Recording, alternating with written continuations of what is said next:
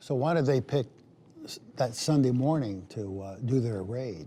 So in the run-up to the raid, which by the way was a no-knock dynamic entry, an attempted dynamic entry into the building by the ATF agents.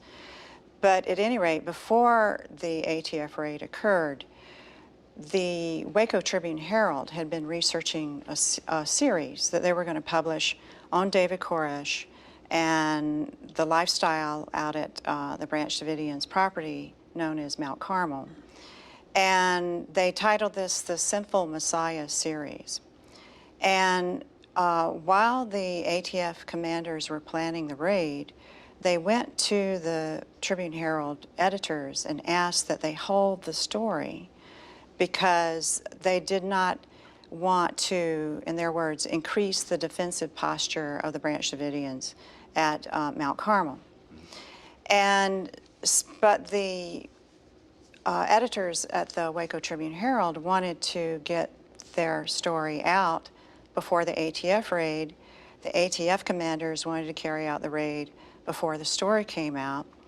So the reporters with the Tribune-Herald heard that the raid was going to take place, probably on February 28th, or excuse me, they heard that the raid was going to take place soon.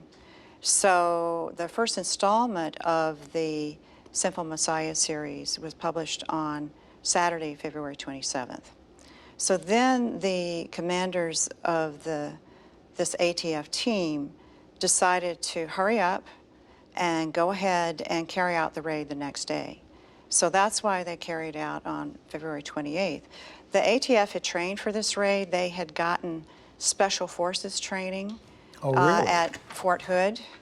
They were really hoping to make a big news splash, apparently, for budget reasons in Washington, D.C. But so they went ahead and carried out the raid. And then the next day, the Tribune-Herald, after the raid, this is the day after the raid, they published the remaining stories in the series.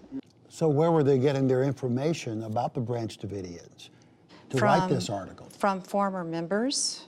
Former members? Former members who, I think the former members were concerned about David Koresh having sex with underage girls. That was a main concern. That was a main concern of the editors at the Tribune-Herald and the reporters. But they did call David Koresh. I don't think the reporters went out and interviewed Koresh in person because they knew that an ATF raid was impending. So they also knew that the Branch Davidians had weapons. So they chose not to interview him out at Mount Carmel, but they did interview David Koresh by phone. Now, didn't Child Protective Services already visit there? Well, that was in '92. So the same former members, many of whom were then living in Australia, they alerted authorities, they alerted Child Protective Services. There had been a custody battle earlier. And so a social worker with Child Protective Services went out to Mount Carmel, talked to the children, talked to David Koresh. He explained his apocalyptic theology to her.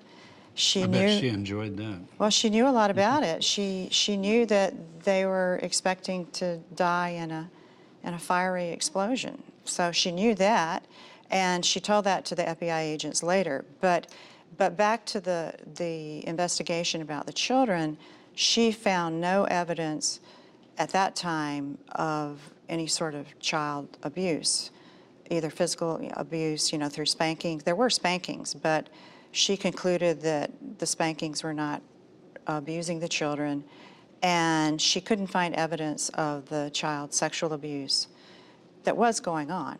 So at that time, she closed the case for lack of evidence.